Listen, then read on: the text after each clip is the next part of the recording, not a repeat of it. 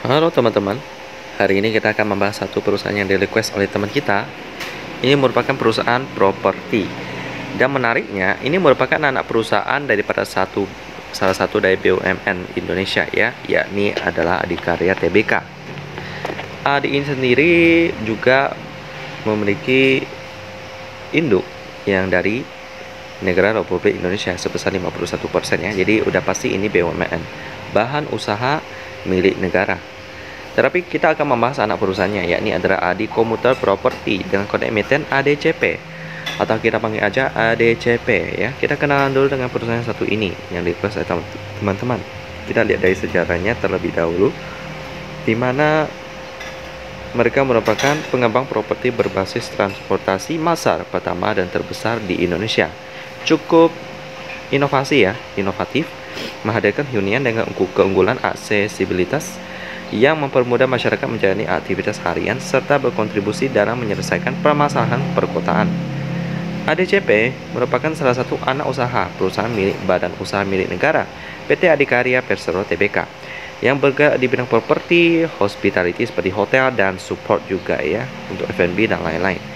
Dimulai dari divisi Transit Oriented Development atau TOD, Adikarya di tahun 2015 dan berkembang menjadi entitas terpisah pada tahun 2018 ya. Nah, gitu. Jadi masih baru-baru nih perusahaannya. Mereka juga baru IPO tahun 2022. Didirikan dengan tujuan untuk memenuhi kebutuhan dalam menyediakan kawasan hunian terintegrasi dan support fasilitas di area sekitar jalur light rail transit ya. Hunian ADCP mengedepankan unsur connect, mixed use, shift and transit, walkable dan densify.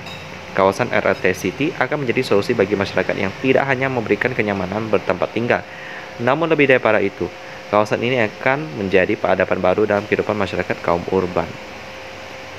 Untuk produk-produk mereka ada beberapa di sini kita bisa lihat ya. Yang pertama properti dulu, dimana ada beberapa jenis lagi ya, ada 3 di sini. Ada ADCity, RRT City, Member of RT City juga ada. Semuanya beda-beda, dimulai dari yang ADCity fokus pada high-rise building dan landed house yang berada di sekitar pusat bisnis dan berbagai fasilitas pendukung yang terintegrasi dengan stasiun RRT. Lalu selanjutnya ada RRT City, fokus pada integrated mixed development yang terkoneksi langsung dengan stasiun light rapid transportation.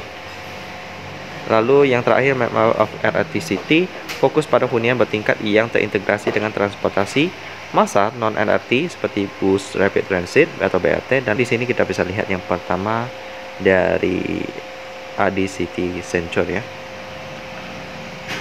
Nah, lalu selanjutnya ada yang tadi RRT City. Ini cukup banyak proyek mereka. Lalu selanjutnya ada yang bidang tadi yang terakhir Member of RRT City. Oke. Lalu yang kedua hospitality atau hotel. Nah, ada Hotel Grandika Indonesia, salah satu brand PT Adi Komuter Property yang bergerak di bidang hospitality, membangun dan mengelola jaringan hotel yang tersebar di beberapa kota besar di Indonesia, meliputi Hotel Grandika Iskandar Shah Jakarta, Hotel Grandika Pemuda Semarang, dan Hotel Grandika Setiabudi Medan. Jaringan Hotel Grandika Indonesia sebagai hotel berbintang 4 ini akan membidik segmen business traveler, leisure, dan family orientation, menghadirkan kenyamanan dan pengalaman menginap yang mengesankan, menyediakan berbagai fasilitas meeting, restoran, dan lounge, juga sarana rekreasi dan kesehatan seperti kolam renang, gym, dan spa. Nah, ini beberapa di antaranya. Lalu yang terakhir untuk faktor pendukung support. Selain mengembangkan bisnis properti dan hospitality, juga menambah recurring income melalui ini bisnis support pada pengembangan komersial area, bisnis food and beverage, makanan dan minuman.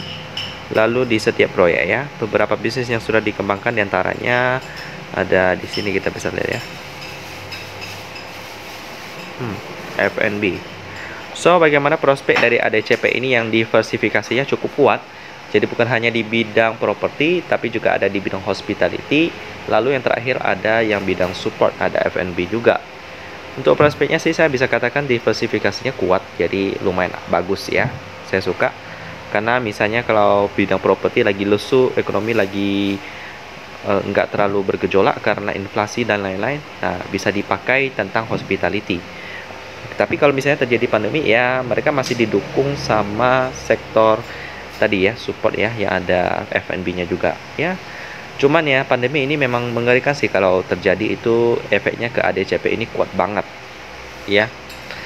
Tetapi ADCP dapat menanganinya dengan baik karena pandemi juga sudah mulai menurun, nggak terlalu agresif lagi. Jadi ini tentu saja menjadi sentimen positif bagi ADCP. Jadi untuk prospeknya sekarang tahun 2022 dan ke depan sih bagus ya. Selanjutnya kita lihat dulu pemegang saham daripada ADCP, di mana porsi masyarakatnya sebesar 10%. Sisanya PT Adikarya Tbk sebesar 90%. Kalau kita baca di sini berita tentang Adikarya Tbk sih nggak ada masalah serius ya. Nggak ada berita negatif yang dapat membebankan perusahaan. Selanjutnya kita lihat key statistik daripada ADCP yang sudah update sampai kuartal pertama tahun 2022. Di mana operating profitnya 29,95 miliar rupiah, net profitnya 17,41 miliar rupiah. Ini berarti operating profitnya lebih besar, which is nice.